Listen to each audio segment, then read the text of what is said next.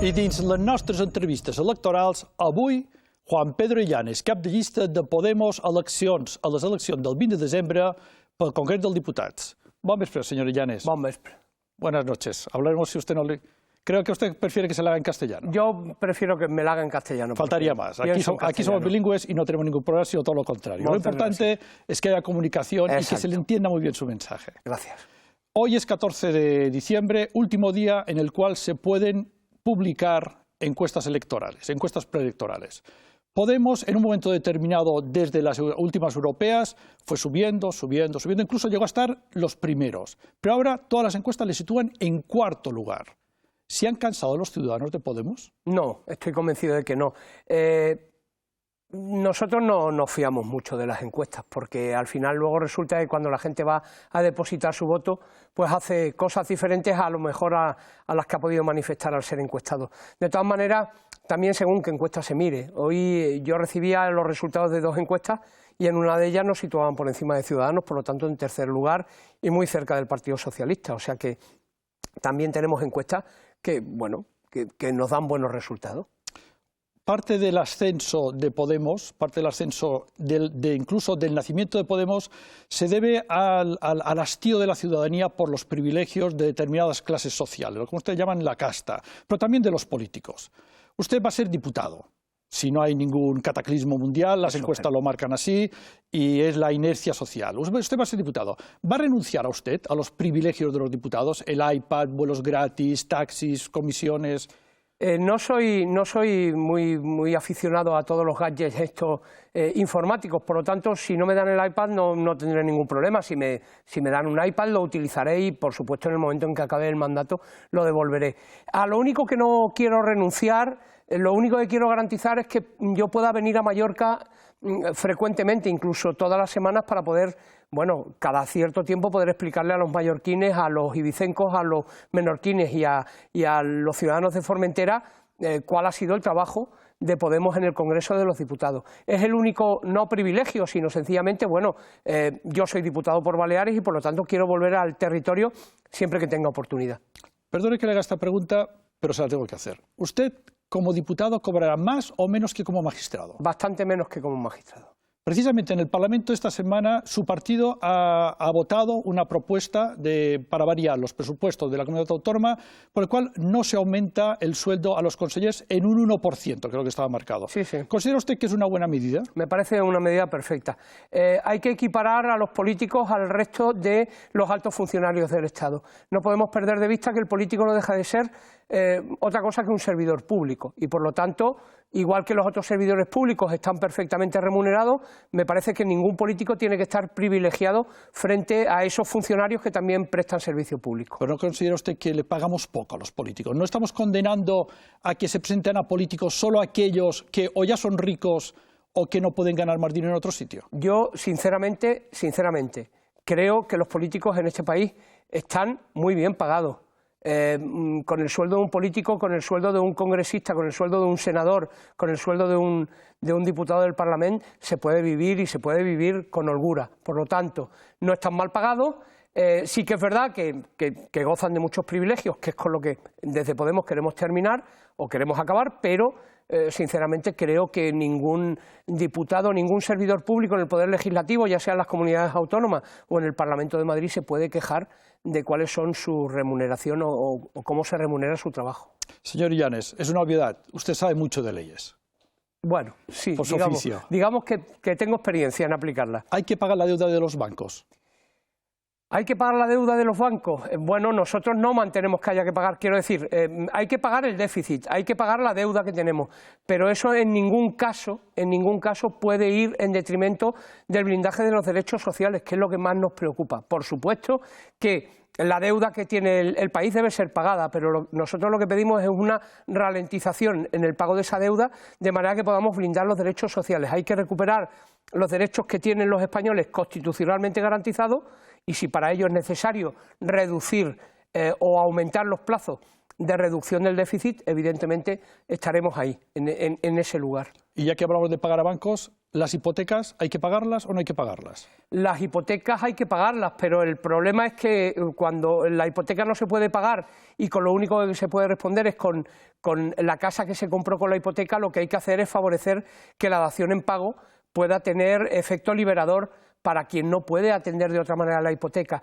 Quiero decir, tenemos que dar segundas oportunidades, no podemos hipotecar a la gente de por vida por el hecho de que no puedan devolver los plazos de la hipoteca. Es más, nosotros defendemos la dación en pago retroactiva porque entendemos que incluso en estos casos, aun existiendo una deuda derivada del impago y de los intereses, bueno, la entrega del domicilio, la entrega de la vivienda, que es algo que tenemos todos garantizados por la Constitución, pues debe ser suficiente para cubrir esa deuda. Hablando de situaciones complicadas, mañana, día 15, mañana martes, hay convocada en estos momentos una huelga de docentes por la Asamblea de Docentes, los llamados camisetas verdes, a los cuales ustedes han apoyado mucho. Incluso en el mitin del Palmarena, el verde fue el color predominante. Es cierto. ¿Tiene razón la Asamblea de Docentes? La Asamblea de Docentes hace unos postulados razonables, porque en el fondo lo que pretende la Asamblea de Docentes no pretende otra cosa, es mejorar la educación pública en Baleares. Nosotros lo que esperamos es que se pueda llegar finalmente a un acuerdo, que no haya que llegar a la huelga, pero evidentemente, por supuesto que apoyamos toda reivindicación que tenga que ver con la calidad de la enseñanza, pública, gratuita, de calidad, no segregada y en catalán, que es la apuesta que hace la Asamblea de Docentes. Ustedes en Podemos han presentado enmiendas a los presupuestos de la Comunidad Autónoma. Le pregunto esto, ya sé que usted es candidato al Congreso, pero para entender el contexto de su partido y su candidatura. Ustedes han presentado enmiendas a los presupuestos pidiendo más dinero para la educación, pero quitándolo ¿de dónde? Bueno, lo primero que tenemos que hacer es acabar con todas aquellas prácticas de corrupción que han provocado que el dinero se haya gastado en todo aquello que no era absolutamente necesario. También habrá que sacar el dinero de donde lo haya, pues habrá que reducir los beneficios, por ejemplo, de las empresas eléctricas, que también será importante para poder atender a un derecho esencial como es el derecho a la educación, a que todos los niños españoles puedan tener, todos los jóvenes puedan tener una educación de calidad y por supuesto que habrá sitios donde buscar el dinero. Desde luego, si acabamos con el gasto superfluo, con el despilfarro, con el dinero que se ha ido por el sumidero de la corrupción, podremos mejorar sin duda la educación de todos los españoles. Hemos hablado del Parlamento de las Illes Baleares y de las enmiendas de Podemos. Podemos en las Islas Baleares votó a la presidenta Francina Armengol, pero no está en el Gobierno. ¿Es ese un modelo que podríamos exportar a Madrid? Bueno, ¿por qué no? En el fondo nosotros lo que mantenemos es que lo que nos interesa es que a quien se pueda apoyar o para ser investido como presidente del Gobierno asuma todo el programa de Podemos. Por lo tanto, en principio podría ser un escenario que no sería llamativo, puesto que ya lo estamos haciendo aquí en Baleares. Veremos a ver cuáles son los resultados en la noche del 20 de diciembre y a partir de ahí veremos cuáles son los escenarios para que Podemos no obtenga mayor número de cargos, sino para que Podemos pueda conseguir que la mayor parte de puntos de su programa tengan efectividad en la práctica. Usted se presenta, como hemos comentado varias veces, como cabeza de lista de Baleares Podemos al Congreso de los Diputados. Por tanto, si me permite, nos vamos al Congreso de los Diputados y en algún momento se planteará a partir de la próxima legislatura la presencia de España en el extranjero. Estos días de las Fuerzas Armadas Españolas en el extranjero. Hemos vivido un atentado terrorista en Afganistán donde han muerto 2 policías. Usted, desde su posición personal y desde Podemos, ¿qué opina sobre si España debe o no enviar tropas militares, policías o guardias civiles al extranjero? Creo que ya lo hemos dicho, hemos tenido oportunidad de ir como observadores a las reuniones del pacto antiyihadista y entendemos que la solución evidentemente no es enviar tropas terrestres españolas a ningún conflicto.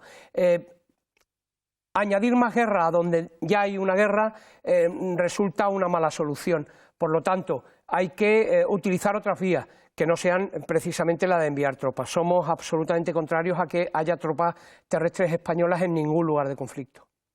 Y mientras tanto, ¿qué hacemos si vienen los terroristas? Bueno, mientras tanto, lo primero, protegernos, evidentemente. Hay formas de protegerse. Hay que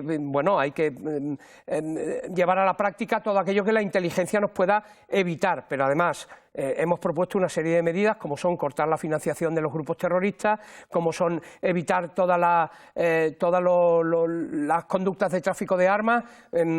Además, también fomentar la democracia en aquellos países que producen o de los que vienen o de los que provienen estos terroristas. Evidentemente esas medidas nos parecen mucho más eficaces que mandar tropas a un escenario de guerra, porque al final eso no se revela como una buena solución. Señor Illanes, en París han vivido unos atentados gravísimos, equiparables a los de Madrid y a los de Nueva York, y en el campo de fútbol del Estadio de Francia acaba el partido, los ciudadanos abandonan el estadio y van cantando la marsellesa.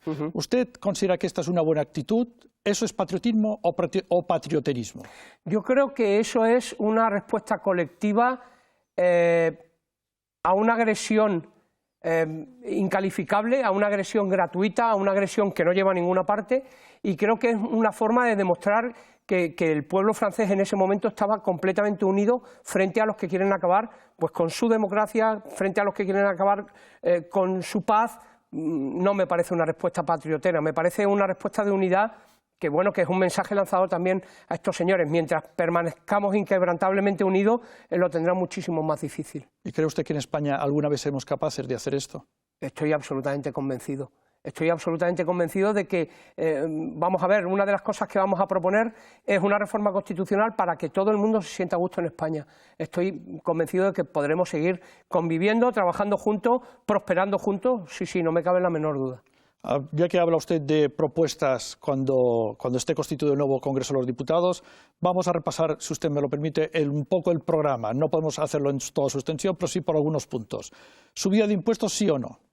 Subida de impuestos, no. Lo que no vamos a hacer es prometer una bajada de impuestos cuando realmente no estamos en condiciones de hacerlo. Me estoy refiriendo esencialmente a los impuestos en general. Sí prevemos aumentar los tramos del IRPF de tal manera que quien más gana, quien más ingresa, pague más. Esencialmente entre los 60.000 y los 300.000 euros, que ahí no hay proporcionalidad. Y mantenemos varios tramos del IRPF que permitan que efectivamente la recaudación por impuestos sea progresiva.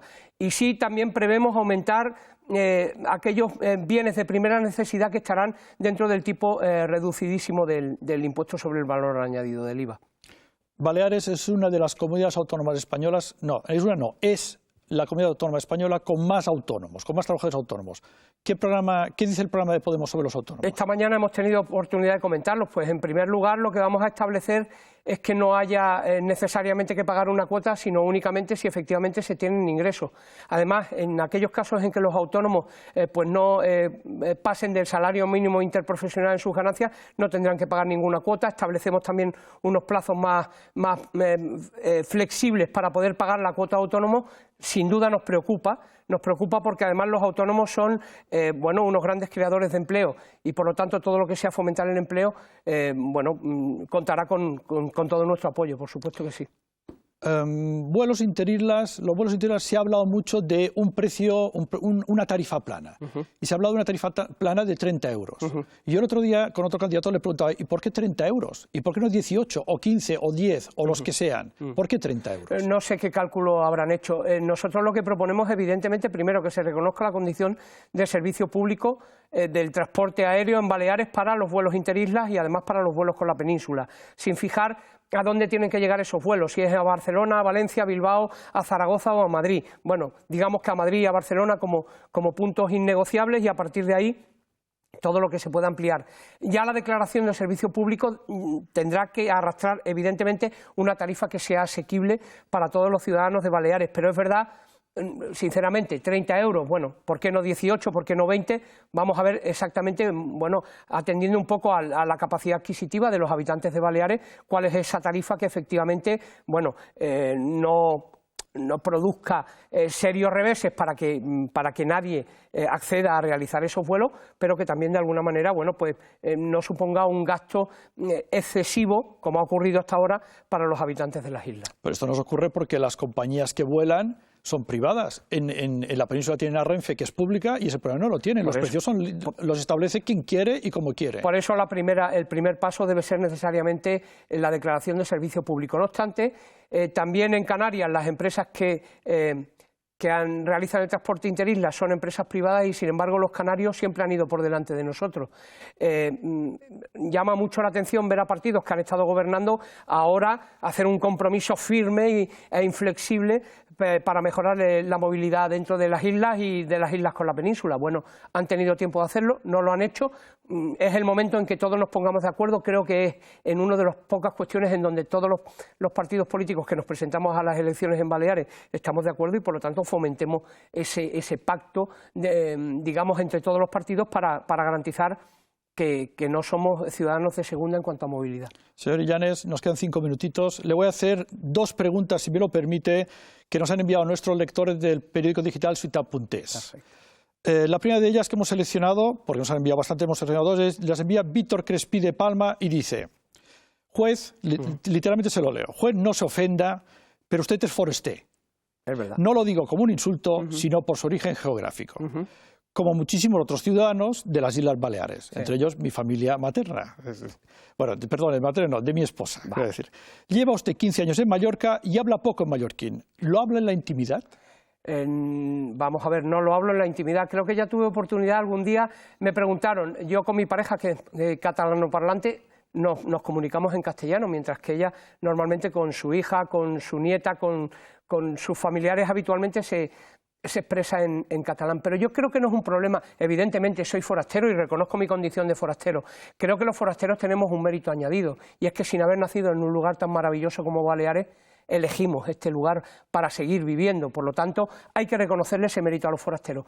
Es cierto que debería mejorar, pese a este acento que tengo, con lo cual el catalán se me convierte en algo un poquito más complicado, mejorar mi capacidad de expresión en catalán, y es un compromiso que adquiero. Espero que alguna vez pueda hacer una entrevista como esta íntegramente en catalán. Señor Illanes, está usted en la televisión plural. Si la quiere hacer en su idioma materno, no se preocupe, no se moleste. Nosotros estamos encantados de hablar con usted. No, pero le digo a Víctor que soy un forastero. Además me considero, y lo dije en el mitin del Palmarena, un forastero recalcitrante, porque he ido y he venido de Mallorca hasta en 3 ocasiones. Finalmente he elegido Mallorca para quedarme a vivir. Estoy absolutamente enamorado de las otras islas, por lo tanto creo que tengo el mérito de que, sin haber nacido aquí y sin tener ese apego a la tierra que tienen los mallorquines o que tienen los que han nacido en las Illes Baleares, bueno, pues tengo ese plus de haber elegido un sitio tan fantástico para seguir viviendo. Muchas gracias, señor Illanes. Segunda pregunta de una lectora, en este caso, Margarida Busquet, de Santa María. Podemos promete muchas cosas, muchísimas. ¿No cree que pretenden ustedes cambiar demasiadas cosas? Digo por eso, si me permite puntualizar, sí. Ustedes son realmente el motor de las ideas, de las promesas, de las propuestas de esta candidatura. ¿No abarcan demasiado para luego la realidad que nos encontraremos después de las elecciones? Bueno, yo creo que hay una apuesta muy clara por parte de Podemos, y es la de llegar a pactos de Estado sobre asuntos que son absolutamente primordiales para el común de los ciudadanos españoles. Por lo tanto, creo que eso nunca puede ser considerado como una apuesta temeraria o una apuesta demasiado amplia, sino todo lo contrario, como digamos, una declaración de intenciones mínimas de poder ponernos de acuerdo en temas como educación, sanidad, vivienda, trabajo. Ahí hace falta que volvamos a hablar y que volvamos a consensuar. El programa de Podemos es un programa muy ambicioso. Es cierto que es un programa muy ambicioso. Es más, a Margalida yo le recomendaría que entrase en el programa de Podemos, porque verá que hay muchas cosas que son perfectamente realizables. Vamos por paso. A lo mejor no conseguimos introducir todo nuestro programa en el gobierno que se forme, pero si conseguimos los puntos esenciales de ese programa, sobre todo esos que en donde creo o afirmamos que requerimos un pacto de Estado, un pacto de todos los partidos políticos para acabar con la indefinición o con que se cambie el sistema cada vez que haya una alternancia política, creo que nos daremos por satisfechos. Candidato Juan Pedro Illanes, le invito a través de la Cámara 3 a pedir el voto a los ciudadanos de las Islas Baleares. Bueno, pues voy a hacer un poco lo que hizo Pablo Iglesias en la última palabra en el debate que hizo en A3 Media. Cuando le dijeron pida usted el voto, lo que pidió a los ciudadanos españoles es que sonrieran. Bueno, pues me parece una magnífica idea. Me parece una magnífica idea porque sonreír significa que uno está a gusto consigo mismo. Por lo tanto, lo que estamos mandando es un mensaje de esperanza. Todo aquel que quiera que efectivamente se produzca un cambio y que se produzca un cambio favorable a todos los ciudadanos de este país, la única opción que tiene es votar a Podemos. Todos los demás prometen hacer cosas que han tenido oportunidad de hacer y no han hecho, otros prometen también ser partidos emergentes, pero en el fondo lo que proponen se parece mucho a lo viejo y sin embargo los que garantizamos que a partir del día 21 de diciembre, a partir de que se constituyan las Cortes Españolas, haremos nueva política, somos los de Podemos. Por lo tanto, si alguien tiene verdadera confianza en el cambio, debe votar a Podemos. Señor Juan Pedro Illanes, como decimos a todos los candidatos, mucha suerte y muchas gracias. Muchísimas gracias a ustedes. Moltes gràcies. I fins aquí l'entrevista d'avui al candidat de Podemos, Juan Pedro Illanes. Demà, en aquest mateix espai, Ramon Socias, del Partit Socialista. Ara vos deix amb el debat de Top 4. Bona nit i fins demà.